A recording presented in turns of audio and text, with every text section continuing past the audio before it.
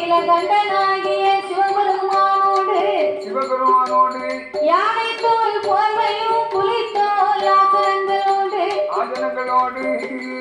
சக்தியோடு ஆண்டவன் கையிலே கொலுவிருந்து வருகின்றார். அப்படி கொலுவிருக்கும் இறைவனாகிய சிவபெருமான் 14 உலகத்தையும் இறைவன் படைத்து 224 புவனங்களையும் ஆண்டவன் படைத்தார். 7 சப்தா சாரங்களாகப்பட்ட கடல்களை படைத்து கல்லுக்குள் இருக்கும் தேரையவும் தாயாரின் கற்பைக்குள் வாழும் சிசுவையும் முட்டைக்குள் உருவாகும் குஞ்சியவும் ஆண்டவன் படைத்து ஓர் அறிவு முதல் 6 அறிவு படைத்த தாமரை போன்ற மாநில மக்களை படைத்தார். மண் உலகிலே மனிதர்களை ஆண்டவன் ஏழையா படைத்தார். நாங்கள் அனைவர்களுமே ஒற்றுமையாக வாழ வேண்டும் என்றே உலகத்தை படைத்தார். இந்த விரிந்த பூமி வந்து மனிதன் வாழ மட்டும் படைக்கல, நம்மள மாதிரி ஏகப்பட்ட சிவஜந்துகள் இந்த பூமியில வசிக்கி பிரவேசிக்கி வாழ்ந்து வருகிறது. ஆன போதிலும் பயிர் புல் போன்ற தாவரங்களோடு ஆடு மாடு கன்றுகாடுகள் அதனையும் படைத்து ஈரம்பு யானை முதல் என்ன உண்ணாமலுக்கள் 84 லட்சம் கோடி ஜீவராசிகளை படைத்து இந்த உலகத்திலே இறைவன் நாமலுக்கெல்லாம் 6 அறிவை கொடுத்தார். மனிதனுக்கு மட்டும்தான் 6 அறிவு, மற்ற மிருகங்களுக்கெல்லாமே 5 அறிவு. அப்போ நாமளுக்கு மட்டும் 6வது அறிவாகப்பட்ட பகுத்தறிவை கொடுத்து எவ்விடத்திலே எப்படி நடந்து கொள்ள வேண்டும் என்று பகுத்தறிவை கொடுத்து எஞ்சான் உடம்பை கொடுத்தார், ஒரு சான் வயத்தை கொடுத்தார். ஒரு சான் வயத்தை கொடுத்ததுதான் பெரிய தோற்றமா ரொம்ப சங்கடமா இருக்கு. உலகத்துல விளையாடி பொருளை பூரா இந்த வயல் தானே திங்கி ஆத்தால் வந்துடலாம், குளத்தால் வந்துடலாம், கிணத்தால் வந்துடலாம். இந்த ஒரு சான் வயத்தை மட்டும் நடக்க முடியாது. அதாவது ஆண்டவன் நம்மளை படைச்சாரு. ஆண்டவன் இந்த ஆண்டவன் வந்து என்னையா சாப்பாடு சாப்பிடாம கண்டதை திங்காம அது வேண்டாம். அதுக்கு சாப்பாடே வேண்டாம், தண்ணியை மட்டும் குடிச்சு வாழை பாடி ஆண்டவன் படுத்திக்க கூடாதா? சாப்பாட்டால எவ்வளவு பிரச்சனை இருக்கு. தண்ணி மட்டும் குடிச்சோம்னா உடம்புல அசுத்தம் இருக்காது, நீட்டா இருக்கலாம். இந்த சாப்பாடுங்கிறத ஒன்ன கொடுத்து கண்டதை கழுதையெல்லாம் பிறகு திட்டு அப்படி அப்போ ஒவ்வொருத்த மேலேயே வருது நாட்டத்தை பார்த்து. அது காரணம் என்ன? அளவு இல்லாம சாப்பாடு சாப்பிட்டு கண்டதெல்லாம் பிறகு திங்கிறதுனாலதான் அப்படி மேல ஒரு கெட்ட நாட்டை அடிக்கு. தண்ணியை மட்டும் பச்சை தண்ணியை மட்டும் மனுஷன் குடிச்சு வாழற மாதிரி இருந்துச்சுன்னா இவ்வளவு இடங்கள் தேவையில்லை. ஆன போதிலும் பச்சை தண்ணியில வந்து அவனுக்கு சத்து கிடையாது. ஆகாரம் சாப்பிட்டாதான் அதாவது மனுஷனுடைய வாழ்க்கையில வந்து பணப்பழக்கம் போக்குவரத்து அனைத்து நடக்கும். அதுலதான் அந்த சத்து கூட அடங்கி இருக்கு. தண்ணீர் அந்த சத்து கிடையாது. ஆண்டவன் நினைச்சா தண்ணியும் சத்தை கொடுத்துக்கலாம். ஆனா ஆண்டவன் படைக்க வந்து எதுவும் தப்பாது. கரெக்டா தான் படிச்சிருப்பாரு. இருக்கட்டும். என்றான் உடம்பை கொடுத்தார் ஒரு சாமியத்தை கொடுத்தார் கொடுத்தார். மனிதர்களுக்கெல்லாம் மண் உலகிலே 3 ஆசைகளை கொடுத்து ஆமா, என்ன அது? என்ன? மண் ஆசை, பொன் ஆசை, பெண் ஆசை. 3 ஆசையும் ஒரு மனிதனுக்கு தேவை. 3 ஆசைகளையும் கொடுத்து சரி, முக்கண்ணனாகிய பகவான் என்னய்யா? உலகத்து மக்களுக்கெல்லாம் இரவென்றும் பகல் என்றும் நாளை உண்டு பண்ணினார். ஆமா, அதாவது பகல் இரவுன்னா என்ன? பகலிலே ஒரு 12 மணி நேரம், அதான். இரவிலே ஒரு 12 மணி நேரம். சரி, ஆக மொத்தமே 24 மணி நேரம் தான். ஆமையா. அந்த 24 மணி நேரத்தையே ஒரு நாள் ஒரு பொழுதாக படைத்து படைத்து பகலெல்லாம் நமக்கு எங்கு பார்த்தாலும் எப்போதும் வேலை. ஆமா, வேலை வேலை. பகல் முழுக்க, ஆமையா. இரவு முழுக்க நமக்கு ஓய்வெடுக்கக்கூடிய நித்திரை உறக்கத்தை கொடுத்தார். ஆமா, கொடுத்தார். அப்படி ஆண்டவன் இரவென்றும் பகலென்றையும் உலகத்தை படைத்து உலகத்தை படைத்தால் மட்டும் போராது, என்ன செய்ய வேண்டும்? படைத்த மக்களுக்கு நாமல் பட்டினி இல்லாமல் படியிழக்க வேணும் என்று என் இறைவன் எப்படி படியிழந்து வருகின்றார் தெரியுமா? ஐயா படைத்தார் சிவன் உலகம் எல்லாம் உலகம் படைத்தார் சிவன் உலகம் எல்லாம்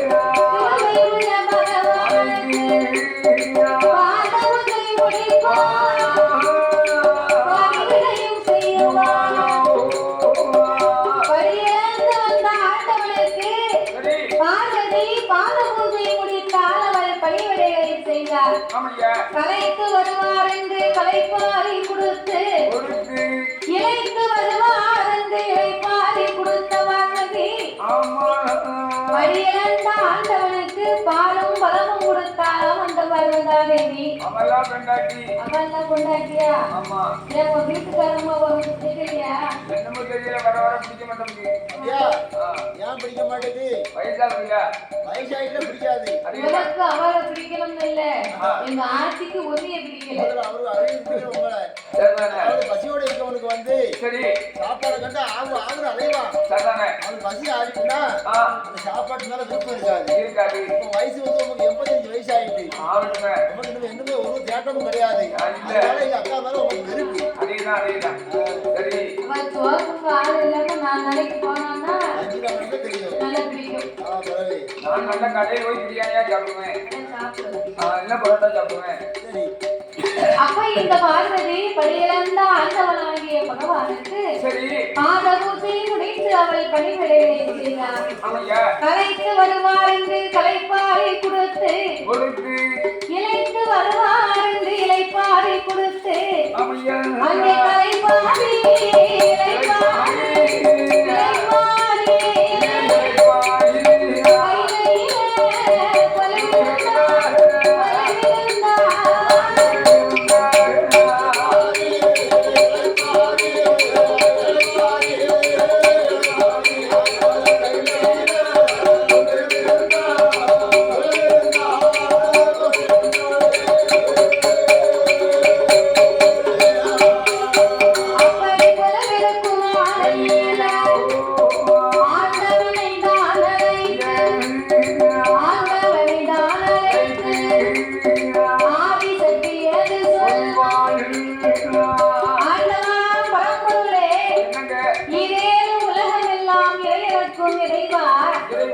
இந்த உலகத்தை படைத்து காத்து ரசிக்கும் கடவுளே, உலகத்து மக்களுக்கெல்லாம் தாங்களே கடவுளாக இருந்து வருகிறீர்கள். அப்பேற்பட்ட சிவபெருமான் காலையிலேயும் மாலையிலேயும் எனக்கு தெரியாமலே யாரோ இருவர்களை வணங்கி வருகின்றீர்கள். அவங்க 2 பேரும் யாரு? ஏன் அவர்களை நீங்கள் வணங்க வேண்டும்? படைத்ததோடு உலகத்து மக்களுக்கெல்லாம் சிவபெருமான் கடவுளாக இருப்பது மட்டுமல்லாமல் 10 பொருளுக்கும் அர்த்தமாகவே நான் பாதுகாத்து வருகிறேன். அம்மா 10 பொருளுக்கும் அர்த்தம் என்று சொன்னா என்ன தெரியுமா? ஒன்றாண்டி சிவமுடைய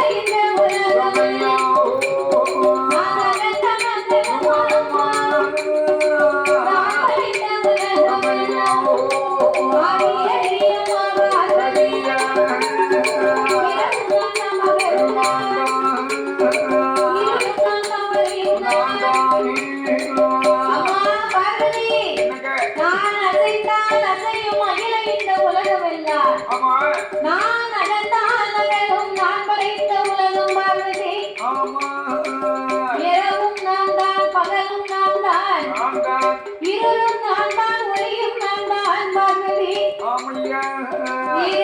உலகத்திலேயும் இறைவன் நான் இல்லையானால் எதுவும் இல்லை. ஆண்டவன் இல்லையானால் அகில உலகம் இல்லை.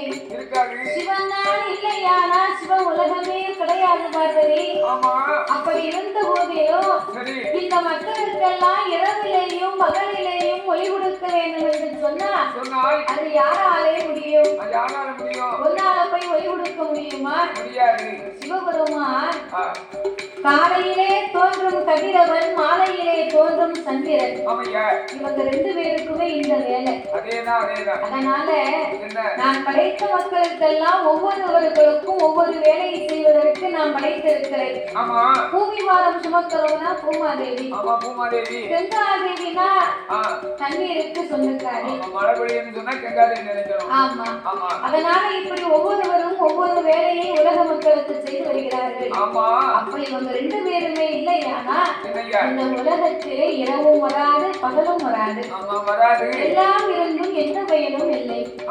அதனால் என் வலது கண்ணை சூரியனாகவோ, ஆண்டவன் இடது கண்ணை சந்திரனாகவோ நான் வணங்கி வருகிறேன். அம்மா தேவி இறைவன் சொல்ல அப்பந்தான் பார்வதி நினைத்தா, அது எப்படி இந்த ஆண்டவன் இரு கண்களையும் சந்திரன் சூரியனா நினைக்கலாம்? இவனோடு நம்ம ஏகமா செல்வ ஜென்மமா சிவனோடு இருந்து வருகிறோமே. அப்போ இந்த ஆண்டவன் 10 பொருளுக்கு அர்த்தம் சொன்னாரே, பார்வதி நீ உண்டு ஏதாவது ஒரு வார்த்தை சொன்னாரா? எல்லாமே சிவன் என்று சொல்லுகின்றார். அப்ப இந்த ஆண்டவன் கண்ணை பொத்தி சூரியன் வாராரா சந்திரன் வாராரான்னு நீங்க பார்க்கணும் என்று பார்வதா தேவி ஆண்டவனுக்கு தெரியாமல் பின்னால வந்து அவை உரத்தை எடுப்பார்.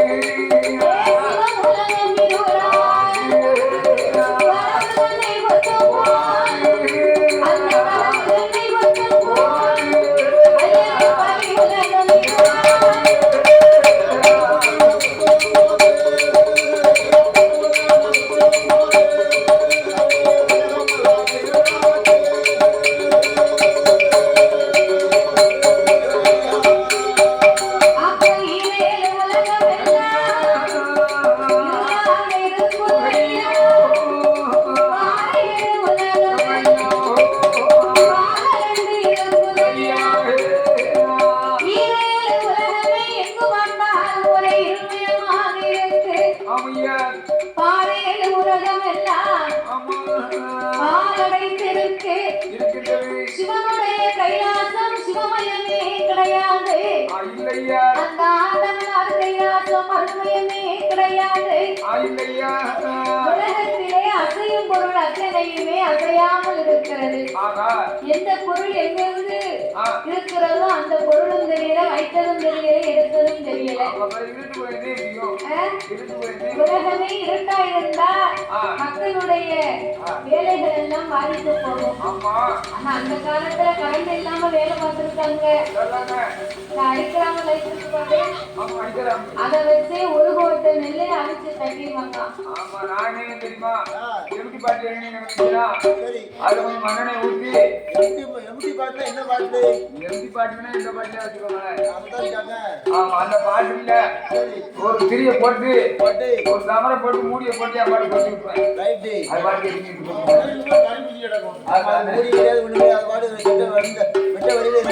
அதேதான் அந்த மாதிரி எரியும்.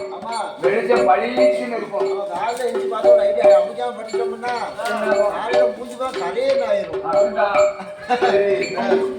இந்த விளக்கு பொருட்கள் வச்ச அப்புறம் அப்படித்தானே எரியும்.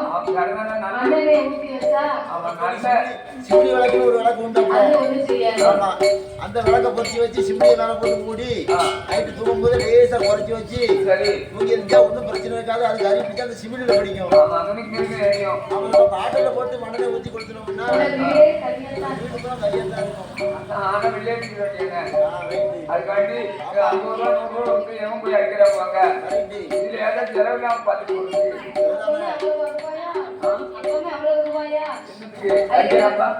அடிக்கிறாங்க 2 ரூபா ஒன்னாரு. அது கூட வாங்க முடியாமலும் இருந்துட்டாங்க ஆட்கள். அந்த காலத்துல வயக்காட்டுக்கு போனாங்கன்னு சொன்னா பேட்டரி லைட்லாம் கிடையாது. அதாவது ஆலமரம் சிவிலின்னு லைட் உண்டு. ஆமா, ஆலமரம் லைட்டை கொண்டு போய்தான் இருட்டுக்குள்ள கரண்ட் இல்லாத நேரத்தில் தண்ணி பாய்ச்சிருக்காங்க. அதுக்கப்புறம் தான் பேட்டரி லைட் வந்துச்சு. இப்ப விரோதமா அப்ப இரேழு உலகமே இருமயமாக இருந்த உடனே அப்பதான் சிவபெருமான் பார்த்தார். இந்த பார்வதா தேவிக்கு எவ்வளவோ நாம் எடுத்து சொன்னோம். ஆனா கொஞ்சம் கூட நாம மீது இவளுக்கு நம்பிக்கையே வரவில்லையே. அதனால இந்த பார்வதிக்கு நம்ம இன்னும் யார் என்று இவளுக்கு தெரியப்படுத்தணும். நம்முடைய கண்ணை மறைத்ததனாலே உலக மக்களுக்கும் சேதம் வந்து விட்டது. நாம இவர்களுக்கும் ஒளி கொடுக்க வேண்டும் என்று நமக்கு இருக்கும் 2 கண்கள் மட்டும் தானே இவருக்கு தெரியும். சிவபெருமானுக்கு 3வது கண் நெற்றிக்கண் ஒண்ணு உண்டு. அந்த நெற்றிக்கண் மகிமையை திறந்து காட்ட வேண்டும் என்று ஆதிசக்தி வாரதியா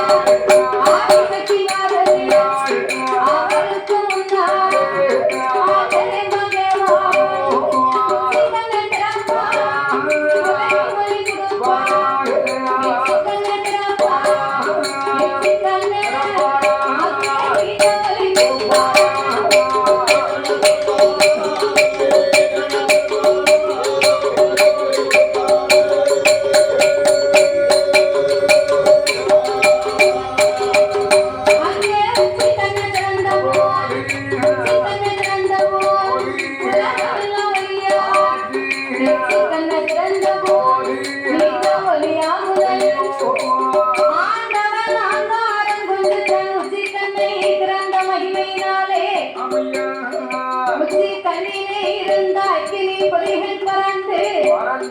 அதிலே இருந்து அங்கார ஒங்கார ரூபங்களை கொண்டு காளியனுடைய அம்சத்திலே வீர சுரூபத்தோடு ஒரு அழகான பெண் வந்து பிறந்தார்.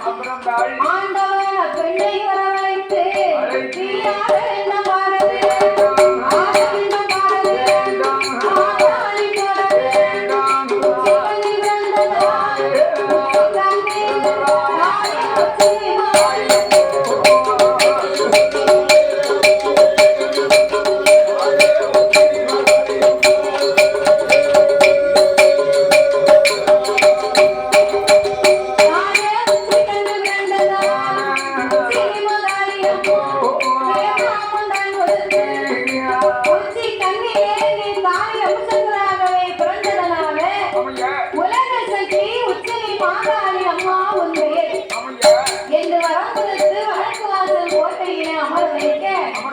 இந்த பார்வதி சிவபெருமான் கண்ணை மறைத்திருந்தாங்க.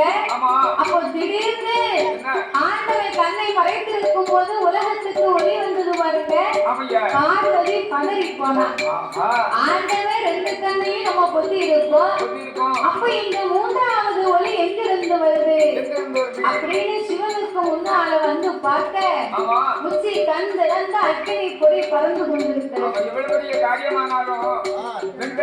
யார் இடத்தையும் சொல்லக்கூடாது. கொண்ட மனைவிட்டே சொல்லக்கூடாது. சொன்னா என் வீட்டுக்காருக்கு தெரியுமா இப்படியாங்களா அப்படின்னு சொல்லி சண்டை எடுத்து விட்டு கச்சேரி வரைக்கு போய் அண்ணா கையில அச்சு உள்ள தள்ளினாட்டம் பேசாம இருப்பாங்க. அதே நாளதான் இன்னைக்கும் உத்தரவு உள்ள வெட்டாட்டி இருக்குன்னு சொல்லக்கூடாதுமாங்க. மறைச்சு வச்சிருக்கணும். இன்னைக்காவது பயன்படும் போது நம்ம பயன்படுத்திக்கணும். எந்த காரியத்தை சொல்லணும். ஆமா, அதே மாதிரி அட்டவனாகி சிவபெருமா பார்வதிக்கே தெரியாம நெற்றிக்கண்ணை அனுப்பி வைத்திருக்கின்றார். வச்சிருக்காரு அப்படி வச்சிருக்க போய் தான் இன்னைக்கு வந்து ஒளி கொடுக்க முடியுது. ஆபத்து காலத்துல அது உதவிக்கிட்டு அப்படி சொல்லியிருந்தால் அந்த நெற்றிக்கடி சேர்த்து பிடிச்சி பண்ற மூணு சேர்த்து பிடிச்சிருப்பா.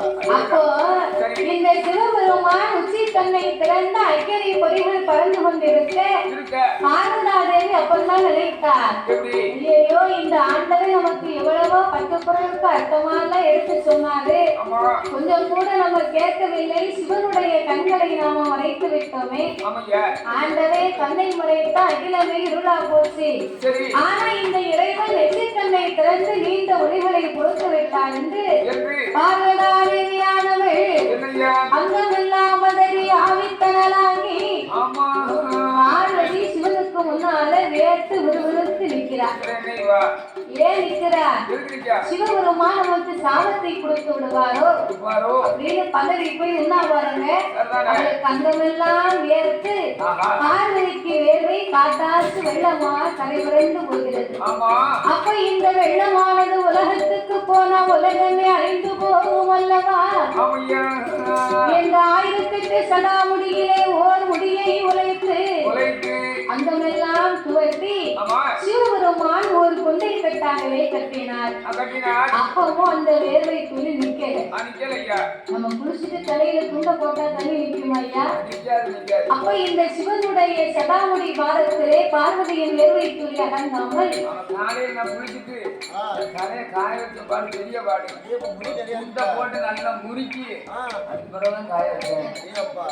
கூந்தல் அவ்வளவு நெருக்கமா இருக்கு. அதனால இந்த பார்வதி சிவபெருமானுக்கு முன்னால் இருந்து கொண்டிருக்க சிவபெருமானுடைய சடாமுடி வாரத்திலிருந்து 10 சொட்டு வேர்வை பூமியிலே கலந்த போது இதனையே நாமல் 10 கடலாக படைத்து கலி உலகத்தை உண்டு பண்ண வேண்டும் என்று சிவபெருமான் 10 கடலாக்கி பேர்நாமத்தை கொடுத்தார்.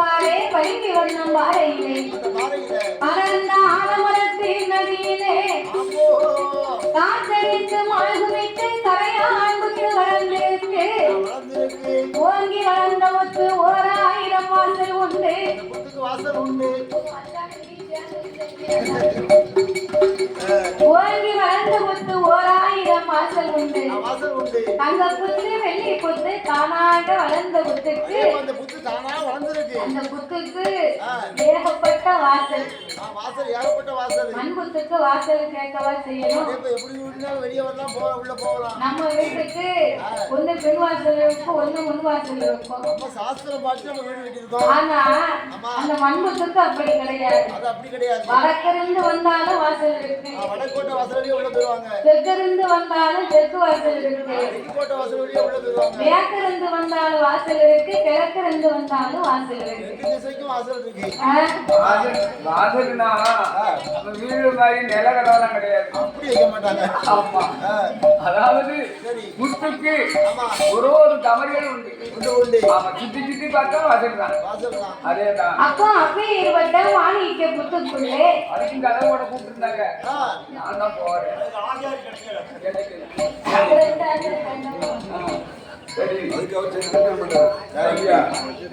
அவரு கதவுக்கு ஆப்பு வைக்கிறது புத்தே இடிச்சிருவாரு.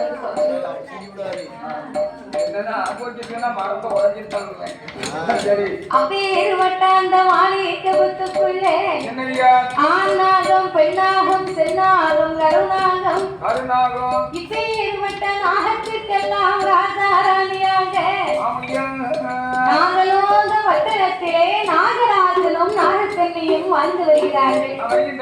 நாகராஜன் நாகக்கண்ணியில் சொன்னார், ஒருவர் சொல்லை ஒருவர் கேட்டு ஒற்றுமையாக வாழ்ந்து வருகிறார்கள். மனித தலையோடும் நாக உடலோடும் தெய்வத்தின் அம்சங்களாகவே சிறப்பாக வாழ்ந்து வருகிறார்கள். அந்த தெய்வத்தின் அம்சமாகவே வாழ்ந்து வரும்போது இந்த நாகராஜன் நாகக்கண்ணி சொன்னா கேட்பார், நாகக்கண்ணி நாகராஜன் சொன்னா கேட்பார். ஒருவருக்கு ஒருவர் விட்டு கொடுத்து கணவன் மனைவியாக வாழ்ந்து வருகிறார்கள்.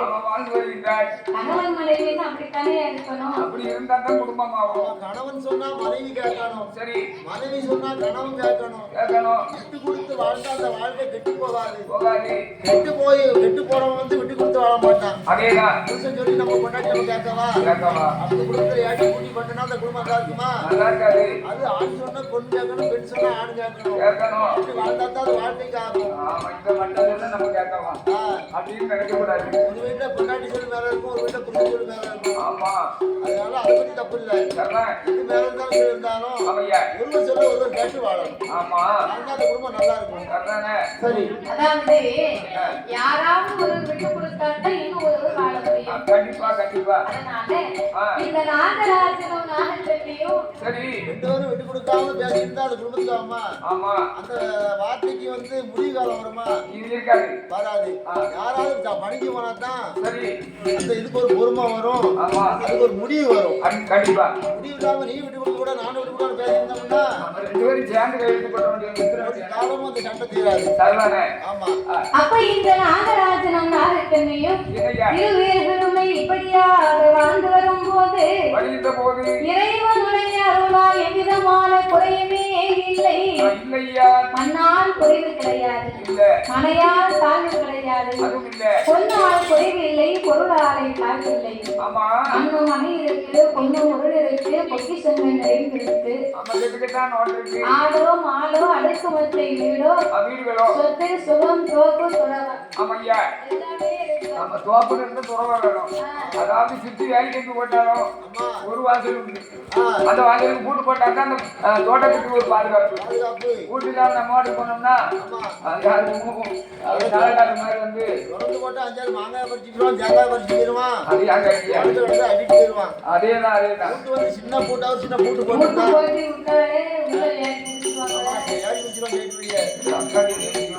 ஆமா. அப்ப வேலையில் போட்டா அதுக்கு ஒரு கேட்டு போட்டு பூட்டு போடணும். அப்ப எல்லா செல்வங்களும் நிறைந்திருந்த நாகராஜனும் நாகக்கண்ணியும் இன்னும் எப்படி ஏற்பட்ட செல்வாக்கோடு இருக்கிறார்கள். அதெல்லாம்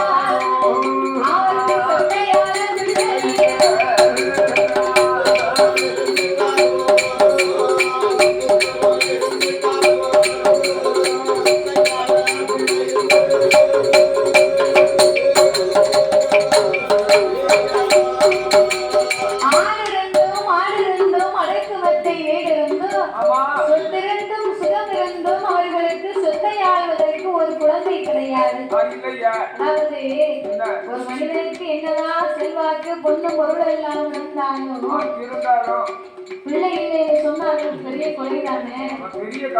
குழந்தை இல்லை என்று சொன்னா நம்ம குலம் தலைக்குமா?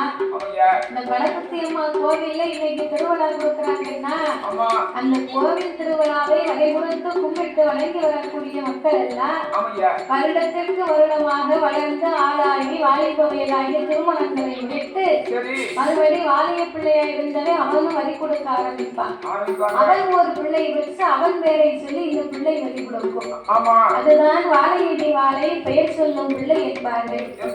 அப்பேற்பட்ட குழந்தை செல்வம் இல்லாமல் நாகராஜனும் அந்த நாகக்கண்ணிக்கும் குழந்தை செல்வமே இல்லாமல் கொடுங்கவலை கொண்டு பிள்ளையெல்லாம் கவலையை பெருங்கவலையாச்சு. மதனை இல்லாத கவலையே அவர்களுக்கு மனக்கவலை அதிகமாகி நாகக்கண்ணி நாகராஜனை அழைத்து அழுது புலம்பிக் கொண்டிருந்தார். எப்படி சொல்கிறார் தெரியுமா? முப்பது வயதுமா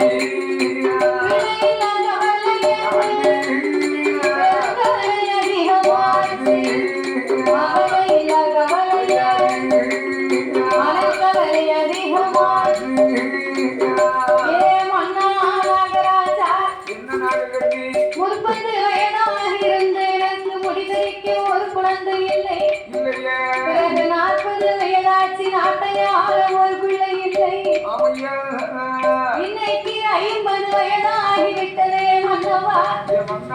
எனக்கு ஓர் ஆணும் இல்லை பெண்ணும் இல்லை.